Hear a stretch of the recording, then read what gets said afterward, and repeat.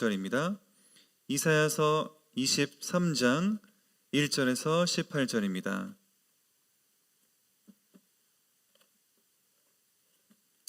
두로에 관한 경고라. 다시스의 배들아, 너희는 슬피 부르짖을지어다. 두로가 황무하여 집이 없고 들어갈 곳도 없음이요, 이 소식이 기띔 땅에서부터 그들에게 전파되었습니다. 바다에 왕래하는 시돈 상인들로 말미암아 부유하게 된 너희 해변 주민들아, 잠잠하라. 시올의 곡식 곧 나일의 추수를 큰 물로 수송하여 들였으니 열국의 시장이 되었도다. 시돈이여, 너는 부끄러워할지어다. 대저 바다 곧 바다의 요새가 말하기를 나는 산고를 겪지 못하였으며 출산하지 못하였으며 청년들을 양육하지도 못하였으며 처녀들을 생육하지도 못하였다 하였습니다.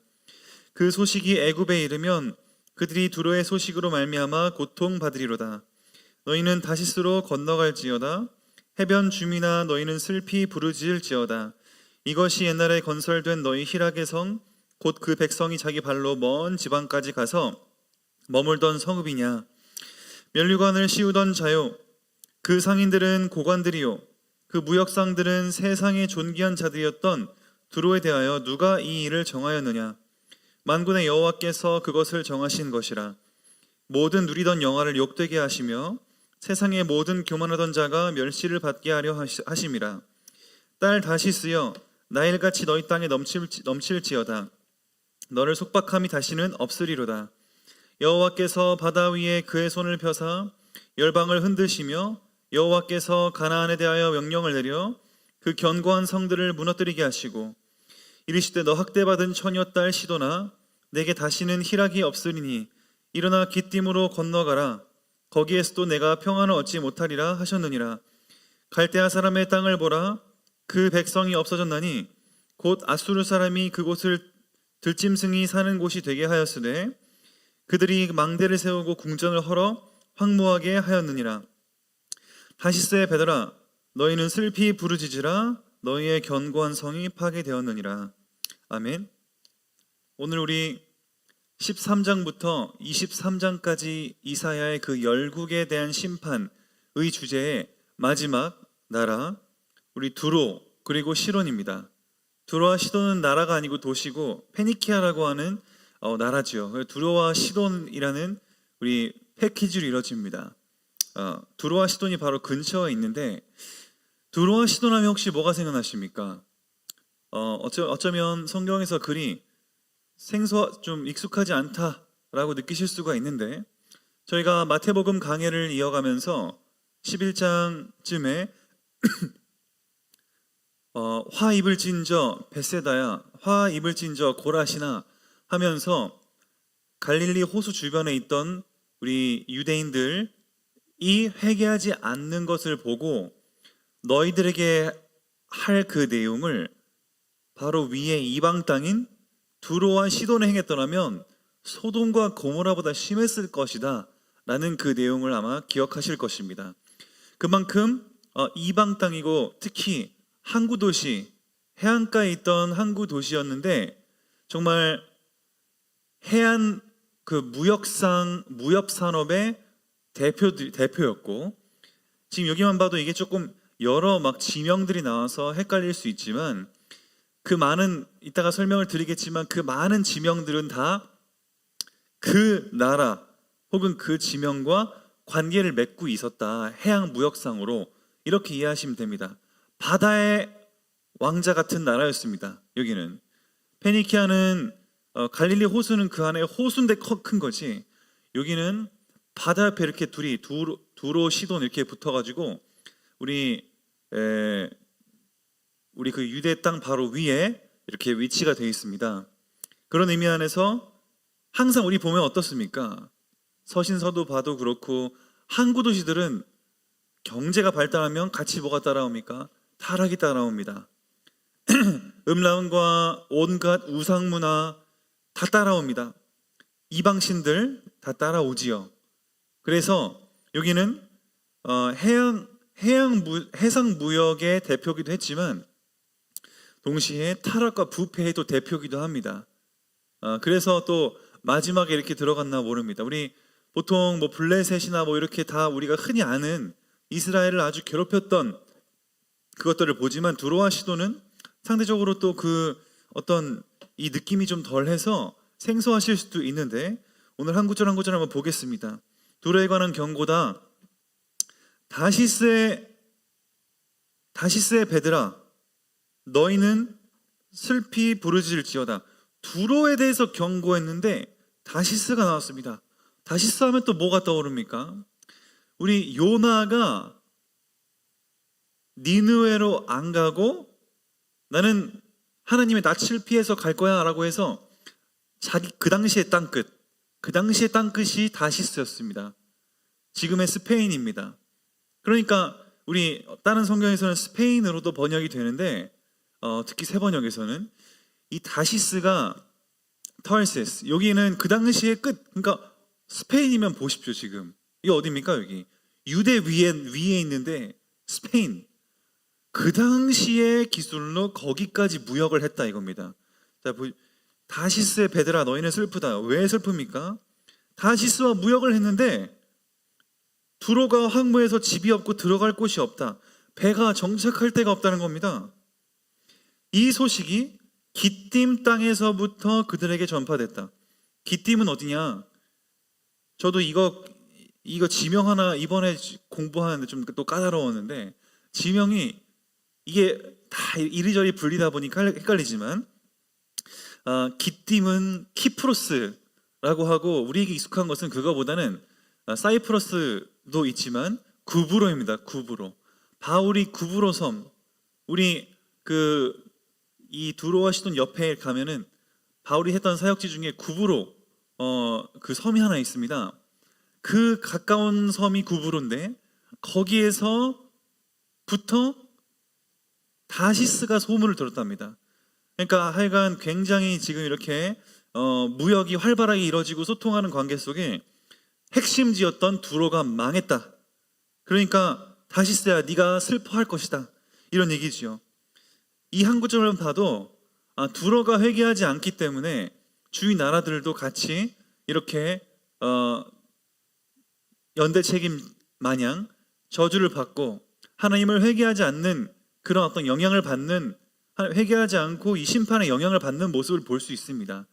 다시스 자체를 치신다는 얘기는 없었는데 두로 메인 그 본거지인 두로가 망하니까 다시스도 산업에 피해가 있는 거 아닙니까? 그런 내용이 계속 나옵니다. 그래서 기띔 땅, 우리 구브로 또는 사이프러스 또는 키프로스 땅에서부터 그들에게 전파되었다. 바다에 왕래하는 시돈 상인들로 말미암아. 두로와 시돈 붙어 있는데, 시돈은 우리 비슷한 두로의 그 근본이 되는 또 핵심 도시 중에 하나입니다. 시돈 상인들로 말미암아 부요하게 된 너희 해변 주민들아, 잠잠하라. 시돈으로 인해서 부요하게 됐다. 그러니까 다 이걸 보면은 뭘 얘기하는 거냐면 바다의 해상 무역이 얼마나 발달하고 그들이 얼마나 이것으로 경제를 장악했던가 볼 수가 있죠. 시홀은 나일강의 별명입니다. 그러니까 시홀의 곡식, 나일의 곡식 곧이라고 하지 않았습니까?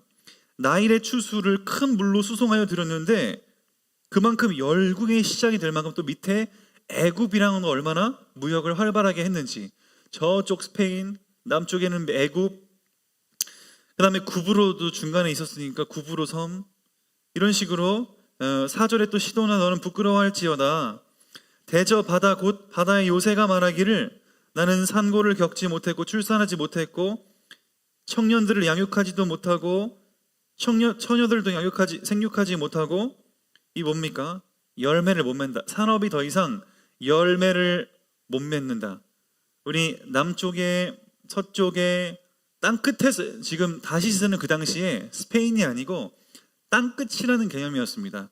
우리 이제 이 여러 가지 과학과 문명이 발달하기 전에 보이는 만큼이 다였는데 그 당시에는 땅끝 제일 멀리 하나님의 낯을 피할 수 있는 데가 다시스였으니까 한마디로 전 세계를 무역 거래를 이렇게 활발하게 했다, 이렇게 볼 수 있겠지요. 이 나라들만이었겠습니까? 주위의 다른 나라들도 무역을 했겠지요. 대표들이기 때문에 이렇게 뽑은 것입니다. 오전에 그 소식이 애굽에 이르면 둘의 소식으로 말미암아 고통받을 것이다. 너희는 다시스로 건너갈지어다. 끝까지 도망가라. 이것이 옛날에 건설된 너희 희락의 성, 그 백성이 자기 발로 먼 지방까지 머물던 그 희락의 성 두로가 맞냐? 그렇게 강대국, 그렇게 무역이 활발했던 그런 곳이 맞냐? 두로의 멸망을 예고하고 있습니다. 두로와 시돈, 페니키아의 핵심 산업들이 무너지고 결국 하나님을 향해 회개하지 않는 모습들. 그러면서 8절에 면류관을 씌우던 그 상인들은 다 고위층들이다. 무역상들은 다 세상의 고위층들이다. 근데 두로에 대해서 누가 이를 정했냐? 중요한 구절이 나옵니다. 이 심판을 누가 정했느냐? 9절에 만군의 여호와께서 그것을 정하시는 것이다. 사람들은 느닷없는 재앙이 왜 이러냐 이렇게 얘기할 수 있는데 이사야 선지자를 통해 분명히 나타내고 있습니다. 이 재앙은 하나님이 정하신 것이다. 모든 누리던 영화를 욕되게 하시며 세상의 모든 교만하던 자가 멸시를 받게 하려 합니다. 우리가 이 구절만 봐도 뭘 이해하겠습니까? 우리가 오늘도 하나님을 주인 삼고 하나님의 주권을 인정하고 하나님의 통치에 우리가 들어가 있다는 사실을 인정해야 되겠구나.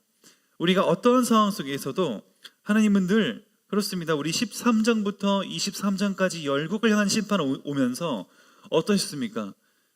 모든 나라마다 하나님은 회개할 기회를 주고 회복의 어떤 그 메시지가 있는데 다들 걷어찼습니다.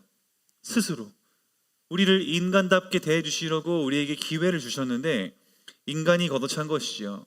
원망할 건 없습니다.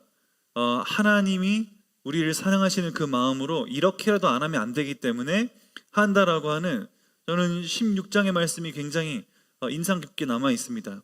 그들을 향해서 눈물로 적셨다. 하나님이 얼마나 이 타락한 피조물들을 향해, 타락한 인간들을 향해 슬피 울고 계시는지, 그것이 하나님의 애통한 애가 비의 마음이지요.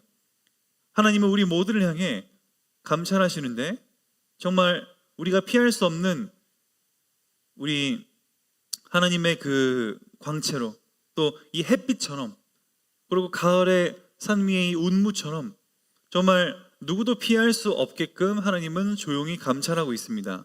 그런데 우리는 그 감찰이 없는 줄 알고 이 나라들은 스스로 죄의 길을 선택했다가 이러한 결과를 맞이하게 되는 것이지요. 그러기 때문에 기회를 주는 것도 하나님이요, 심판하시는 것도 하나님이요, 다시 또 회복하시는 것도 하나님이심에 오늘도 주님을 붙잡아야 될 이유가 여기 있는 줄을 믿으시길 바랍니다. 그러면서 쭉쭉쭉 우리 생략하고 15절에, 참고로 12절에 13절에 갈대아는 바벨론을 얘기합니다. 바벨론을 이렇게 부르는데, 우리 아수르 사람이 그곳을 먹었다. 우리 바벨론이 힘을 얻기 전에 아수르가 강력할 때에 우리 바벨론이 힘을 약하게 만들었었다 라고 하였습니다. 나머지는 보시면 이해가 아마 될 것인데, 15절부터 보시면 그날부터 두로가 70년 동안 잊어버린 바 됐다가 70년이 찬 후에는 기생의 노래같이 될 것이다. 잊어버린 바 되었던 너 음녀여, 수금을 가지고 두루 다니면서 기면 곡조로 많은 노래를 불러서 너를 다시 기억하게 하라. 이게 무슨 말입니까? 핵심은 너를 다시 기억하게 할 만큼 아주 그냥 70년의 그 공백기를 채우려고 애를 쓸 것이다. 회복하려고 엄청나게 노력을 하고 음녀의 노래처럼 다시 살아났다라고 이제 관계를 또 다시 하고 다닐 것이라는 거죠, 나라들과. 그렇게 17절에 70년이 찬 후에 여호와께서 두로를 돌보시리니 그가 다시 값을 받고 지면에 있는 열방과 음란을 행할 것이다. 열방과 함께 무역을 하면 항상 이 항구 도시에는 음란이 있는데 다시 할 것이다. 이 멸망의 이유가 이런 데서 나오지요. 또 음란과 우상, 하나님이 싫어하시는 그것들이 너무나 만연했고 그것들을 다시 할 것이다. 근데 18절이 참 재밌습니다. 우리 여기에서 18절이 핵심되는 또 것 중에 하나인데, 하나님이 70년 동안 망하게 했다가 회복시키지 않습니까? 그런데 이들을 로봇처럼 통제하지 않고 여전히 인간답게 대우하셔서 하고 싶은 대로 두게 하시는데, 그래서 막 음란이 다시 일어날 것이다 라고 하는데 18절을 보십시오. 그 무역해서 얻은 이익, 그거를 거룩히 여호와께 돌리고 간직하거나 쌓아두지 않을 것이랍니다. 당연히 그러겠죠. 당연히 그들이 뭐 하나님을 예배하겠습니까? 우상 숭배하고 음란한데. 근데 그 뒤에, 근데 그 무역한 것이 여호와 앞에 사는 자가 배불리 먹을 양식으로, 또 여호와 앞에 사는 자가 잘 입을 옷감이 될 것이다. 아주 재미있는 표현입니다. 그 모든 경제는 다 내 백성에게 갖다 바치게 할 것이다. 하나님께서 나는 너네가 해상 무역으로 번 돈 다 내 애들을 위해 쓸 거다. 이거지요. 재밌지 않습니까? 이런 구절, 열심히 전 세계에서 돈 다 끌어모으면 내 백성에게 줄 것이다. 이렇게 이제 하나님은 예고하시는 것입니다. 하나님께서는 자기의 영광을 위해 이방 나라도 이렇게 이제 활용하신다라는 그 사실을 우리는 또 잊으면 안 되겠습니다. 하나님은 우리가 지금 어떻게 보면 세상의 악을 두고도 가만히 방관하시는가? 우리 시선에서는 또 저 나라는 빨리 망해야 되는데, 저 나라는 지도자가 빨리 바뀌어야 되는데, 저 나라는 뭐 어떤데, 저 기업은 어떻게 돼야 되는데, 우리 나름대로 이런저런 그 판단을 많이 할 수가 있습니다. 그러나 하나님은 뭐라 그러십니까? 그 나라를 없앤다고 안 하시고, 물론 70년 동안 이 어려움이 있었지만 회복한 이후에도 하나님은 그 나라를 다시 멸망시킨다라는 표현보다 그것을 활용하셔서 하나님의 영광을 위해 쓰겠다, 이렇게 나와 있다는 사실입니다. 저희가 나라들을 보고 세계 정세와 이런 경제 흐름을 볼 때에도 우리는 그것을 잊으면 안 되겠습니다. 그것을 반드시 악하게만 볼 부분이 아니라 하나님이 허락했기 때문에 일어나는 일이고, 이것처럼 이 모든 세상의 경제와 흐름은 하나님의 철저한 계획 아래 하나님의 영광을 위해 그것을 쓰신다는 얘기구나. 그러니까 모든 것이 하나님의 주권 속에 있는 것이지요. 이 구절만 봐도 저희의 신앙의 폭, 기도의 폭이 얼마나 넓어질지 또 우리가 묵상할 만한 아주 좋은 이 성경 구절이 됩니다. 오늘 말씀을 정리하면은 하나님은 두로에 관한 심판을 하고 이들의 그 믿음과 천성 자체가 도저히 회생 불가한, 지금 뭐라 그러십니까? 하나님이 70년 지나도 똑같이 너희는 할 것이다. 그 말은 무엇입니까? 마음이 70년 동안 고통을 당해도 돌아오지 않을 완고한 마음이다라는 것이지요. 그런 악함을 그냥 가지고 있다, 그런 인간인데 하나님은 그것들을 완전히 그냥 그래 70년 갖고 안 돼? 또 70년 해주마. 70년 갖고 안 돼? 700년 해주마. 이렇게 말씀 안 하시고, 그렇게 하나님은 나름대로 심판을 70년간 하시고 그 뒤에는 이 경제를 하나님의 영광을 위해 쓰겠다, 이렇게 말씀하시는 그런 하나님의 참 재미있는 하나님의 계획의 방식입니다. 그렇기 때문에 우리는 알 수가 없습니다. 십계명에 의하면 이 사람들은 죽어 마땅한데 그 당시에는 하나님은 이 사람들을 다시 살려두시고 심지어 다시 회복하는 것도 그냥 기다리고 쳐다보시고 돈 다 끌어오면 하나님이 자신의 영광을 위해 쓰겠다. 이거를 인간이 어떻게 알겠습니까? 십계명만 가지고 살지. 그 말은 인간은 하나님의 계획을 도저히 다 알 수가 없다는 얘기지요. 우리가 함부로 우리의 IQ로 하나님의 계획과 뜻을 판단하거나 제한시키려고 하면 안 되는 것입니다. 우리 욥기 나가고 있지만 엘리바스가 딱 그 케이스 아닙니까? 자신의 IQ, 자신의 배운 거로 인과응보 자업자득 권선징악의 하나님 해가지고 그냥 딱 가둬버려서 하나님의 이 신비로운 창조의 그 아주 그냥 광대한 계획을 전혀 모르고 있던 거 아닙니까? 그러니까 엘리바스는 나름대로 확신 가지고 자기 우리가 십계명으로 지적하고 바라보듯이 그도 그런 식으로, 그때는 물론 십계명도 없었을 아브라함 때지만 어쨌건 자신만의 그 믿음대로 이렇게 하고 있었는데 하나님의 계획은 전혀 그렇지 않았다라는 사실만 봐도 우리는 얼마나 하나님을 오해하고, 또 이번 주일 말씀처럼 하나님을 오해해서 베드로는 예수님 또 오해하고, 그런 아무리 뛰어난 사람들도 다 그런다는 겁니다. 우리가 하나님 앞에 겸손해야 되는 이유가 여기 있지요. 우리는 하나님 앞에 정말 티끌밖에 안 됩니다. 후 불면 날아갈 존재들이고, 오늘도 그러기에 전능하신 하나님, 우리 위대하신 하나님을 의존할 수밖에 없는 우리인 줄을 믿고, 오늘도 우리의 부족한 인간의 연약한 그 모습 속에 하나님을 의지하시고 하나님의 주권을 인정하고 주인 삼고 하나님으로 하나님을 따라 살고 하나님과 함께 행복한 삶을 사시는 성도분 되시기를 예수 그리스도 이름으로 축복을 드립니다. 기도하겠습니다. 살아계신 하나님, 우리 23장의 두로와 시돈에 대한 심판으로 17개 대한 심판이 이제 마무리가 됐는데, 하나님께서 중요하게 모든 그 나라들에 대해서도 하나님은 기회를 주셨었고 또 우리를 인간답게 대해주셨는데, 우리 스스로가 걷어차고 또 그러한 심판 이후에도 정신 차리지 못하는 그러한 모습들을 봤을 때 인간은 어쩔 수 없는 참 부족한 존재라는 것을 깨닫게 됩니다. 그렇기 때문에 우리는 겸손할 수밖에 없다라는 것을 또 다시 한번 확인하게 됩니다.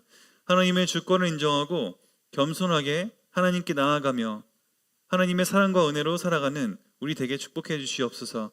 또 이 세상에 움직이는 그 역사도 하나님은 정확하게 하나님의 주권대로 움직이고 계시니 우리 마음대로 하나님을 제한하거나 하나님을 판단하지 않게 하시고 하나님의 사역에 우리는 동참할 수 있도록 우리의 부족한 믿음을 불쌍히 여겨 주시옵소서.